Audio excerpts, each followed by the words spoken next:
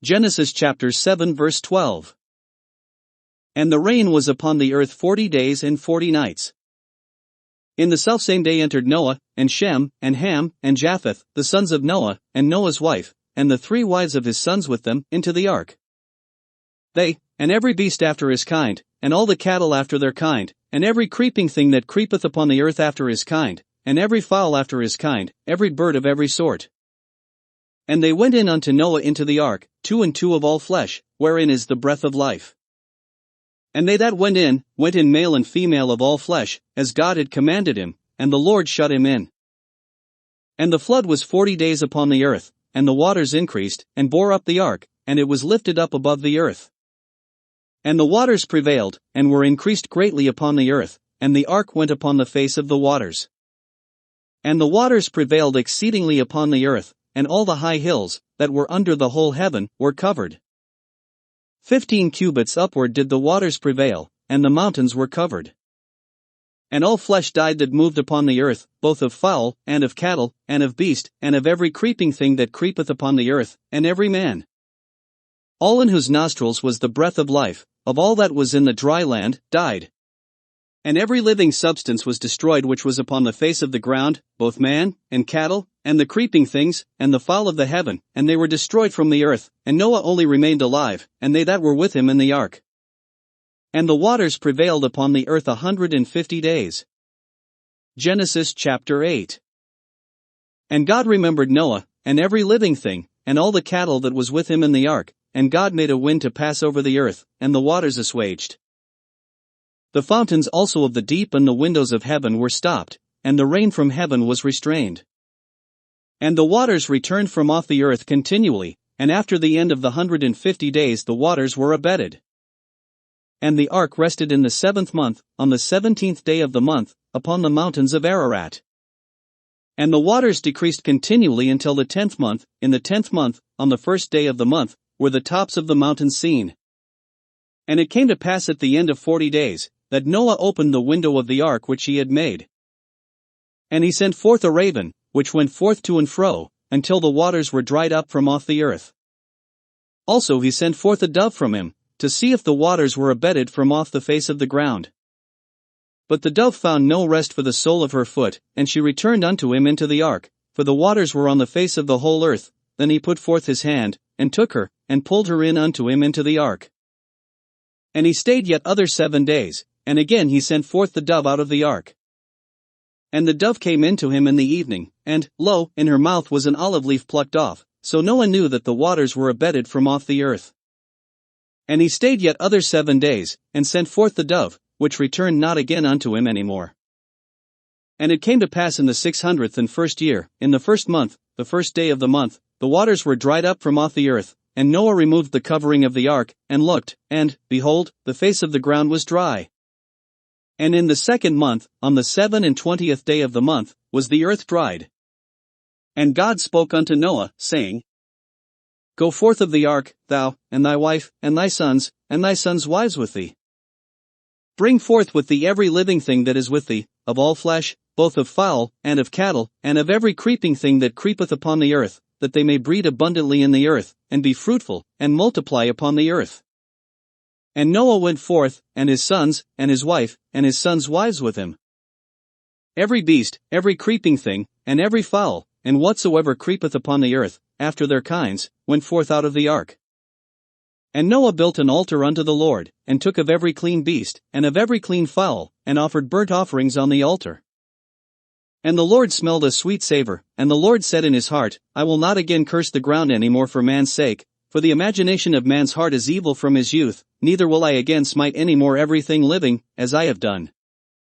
While the earth remaineth, seedtime and harvest, and cold and heat, and summer and winter, and day and night shall not cease.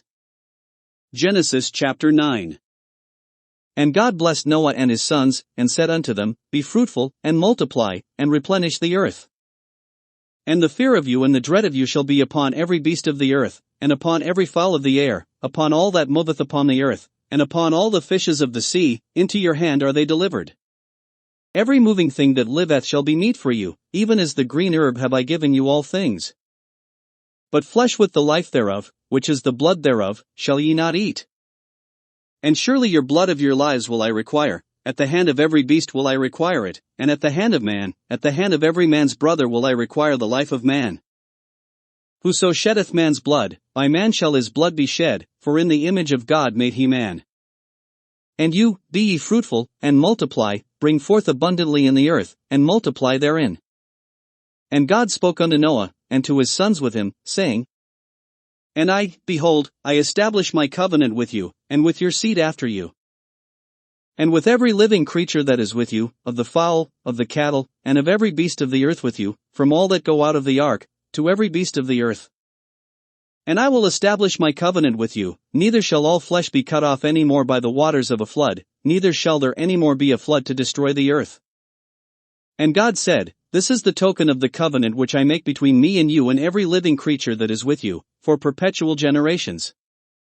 I do set my bow in the cloud, and it shall be for a token of a covenant between me and the earth. And it shall come to pass, when I bring a cloud over the earth, that the bow shall be seen in the cloud. And I will remember my covenant, which is between me and you and every living creature of all flesh, and the waters shall no more become a flood to destroy all flesh. And the bow shall be in the cloud, and I will look upon it, that I may remember the everlasting covenant between God and every living creature of all flesh that is upon the earth. And God said unto Noah, This is the token of the covenant, which I have established between me and all flesh that is upon the earth. And the sons of Noah, that went forth of the ark, were Shem, and Ham, and Japheth, and Ham is the father of Canaan. These are the 3 sons of Noah, and of them was the whole earth overspread. And Noah began to be an husbandman, and he planted a vineyard. And he drank of the wine, and was drunken, and he was uncovered within his tent. And Ham, the father of Canaan, saw the nakedness of his father, and told his 2 brethren without. And Shem and Japheth took a garment, and laid it upon both their shoulders, and went backward, and covered the nakedness of their father, and their faces were backward, and they saw not their father's nakedness. And Noah awoke from his wine, and knew what his younger son had done unto him.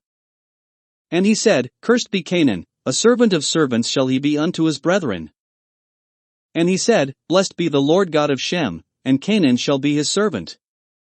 God shall enlarge Japheth, and he shall dwell in the tents of Shem, and Canaan shall be his servant. And Noah lived after the flood 350 years.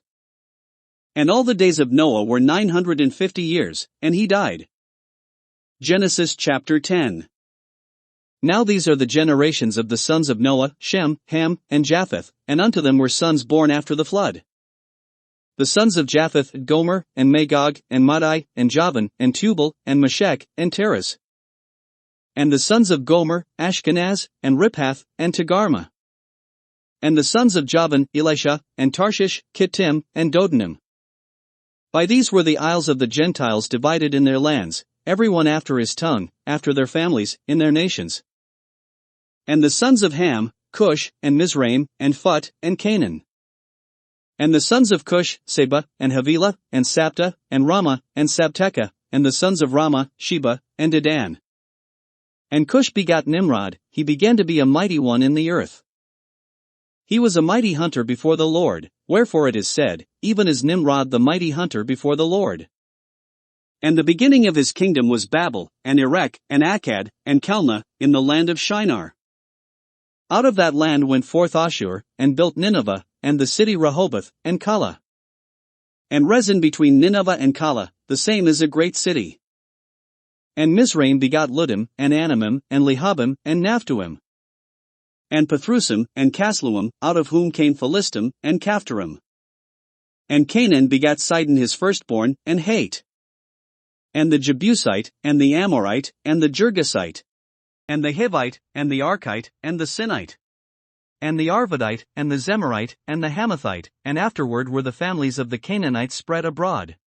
And the border of the Canaanites was from Sidon, as thou comest to Gerar, unto Gaza, as thou goest, unto Sodom, and Gomorrah, and Admah, and Zeboim, even unto Lasha.